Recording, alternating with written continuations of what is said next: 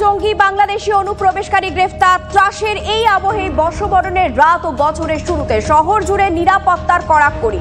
মোতায়েন থাকছে বিশাল পুলিশ বাহিনী। পার্ক স্ট্রিট, ভিক্টোরিয়া সহ বেশ কিছু এলাকায় অতিরিক্ত কমিশনার পদমর্যাদার অফিসারের অধীনে থাকছে যুগ্ম কমিশনার পদমর্যাদার 2 অফিসার।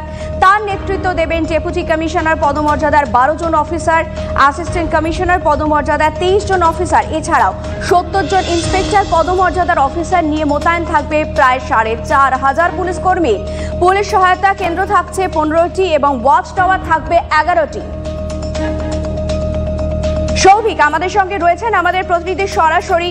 নিরাপত্তার কতটা বজ্র আঁটুনি আজ এবং কাল শহরে থাকছে আরেকটু বিস্তারিত জানার চেষ্টা করব। সৌভিক, বেশ কিছু বিষয়ের কথা আমি উল্লেখ করলাম, গোটা বিষয়টাই কি অনুপ্রবেশ, জাল পাসপোর্ট, বর্তমান বাংলাদেশের পরিস্থিতি সবকিছুর কথা মাথায় রেখে? একদমই তাই। দেখো, এই মুহূর্তে আমি দাঁড়িয়ে রয়েছি একেবারে পার্ক স্ট্রিট মোড়ে। আমি আমার ক্যামেরা পার্সন মাখন পাত্রকে দেখাতে বলবো যে পার্ক স্ট্রিট মোড়ে কিন্তু পুলিশের তৎপরতা অনেকটাই বেশি, যেহেতু আজকের 31 ডিসেম্বর, এবং তার জন্যই কিন্তু পুলিশের তৎপরতা অনেকটা তুঙ্গে। একজন অতিরিক্ত কমিশনারের সঙ্গে থাকছে 2 জন যুগ্ম কমিশনার, 12 জন ডেপুটি কমিশনার, 23 জন অ্যাসিস্ট্যান্ট কমিশনার এবং তার নিচে থাকছে 70 জন ইন্সপেক্টর। এই নিয়ে টোটাল 4500 পুলিশ কর্মী আজকের মোতায়েন থাকবে। এছাড়া 11টি ওয়াচ টাওয়ার, 15টি সহায়তা কেন্দ্র থাকছে।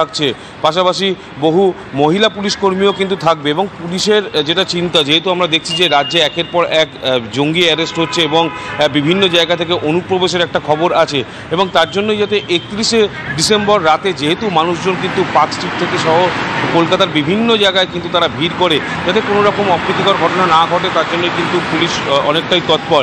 পাশাপাশি ফেক পাসপোর্ট কিন্তু একটা বড় চিন্তার বিষয় পুলিশের কাছে, কারণ বহু মানুষজন কিন্তু যারা আতঙ্কবাদী হয়, যারা জঙ্গি হয়, তারা কিন্তু এই ফেক পাসপোর্টের মধ্যেও কিন্তু অনুপ্রবেশ করতে পারে, এবং তার জন্যই কিন্তু পুলিশের তৎপরতা অনেকটাই বেশি।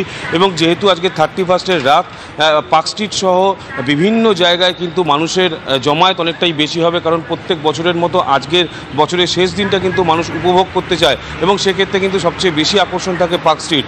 এবং তার জন্য রাত্রিবেলায় কিন্তু প্রচুর পরিমাণে ভিড় হবে। আমরা 25শে ডিসেম্বর ডেকেছিলাম, প্রচুর মানুষজনের সমাগম হয়েছিল, ঠিক সেই রকম কিন্তু 31শে ডিসেম্বরও মানুষের ঢল নামবে। এবং তার জন্য যাতে কোনো রকম অপ্রীতিকর ঘটনা না ঘটে, কোনো রকম জঙ্গি কার্যকলাপ না হয়, তার জন্য সমস্ত ধরনের ব্যবস্থা গ্রহণ করা হচ্ছে। সৌভিক, পরিস্থিতির দিকে নজর রাখো, পরবর্তীতে আবারও তোমার কাছে আসবো। বর্তমানে বাংলাদেশের যে পরিবর্তিত পরিস্থিতি, এতে আমাদের তো টেনশন আছেই। যেখানে গ্যাদারিং বেশি হয়, চিড়িয়াখানায় ফিস্কিং করতে হবে, পার্ক স্ট্রিটে করতে হবে, যেখানে টোটাল গ্যাদারিংটা বেশি হবে সেই জায়গাতেই করতে হবে। এরা যদি সাবভার্সিভ কিছু করে, এমন জায়গায় করবে যাতে মাস ক্যাজুয়ালিটি হয়, যাতে সামনে আসতে পারে। তো অস্বীকার করার উপায় নেই, প্রচুর রোহিঙ্গা ঢুকেছে, রোহিঙ্গাদের কলোনি হয়ে গেছে। এরা কি বসে থাকবে নাকি? মিনস অফ লিভলিহুড কি আছে? চুরি ছিনতাই ছাড়া কি মিনস অফ লিভলিহুড আছে? আর কয়েক ঘন্টার অপেক্ষা, তারপরে 2025কে স্বাগত জানাবো আমরা বর্ষবরণের আগের রাতে। তাই নিরাপত্তার কথা মাথায় রেখে যাবতীয় ব্যবস্থা করেছে কলকাতা মেট্রো। দক্ষিণেশ্বর থেকে কবি সুভাষ, সল্টলেক থেকে শিয়ালদা থাকছে পর্যাপ্ত নিরাপত্তা ব্যবস্থা। পার্ক স্ট্রিট, রবীন্দ্র সদন, দমদম, কবি সুভাষ সেন্ট্রালে থাকছে স্পেশাল ফোর্স, থাকছে মহিলা নিরাপত্তা রক্ষীও। 31শে ডিসেম্বরকে মাথায় রেখে যাবতীয় সুরক্ষার ব্যবস্থা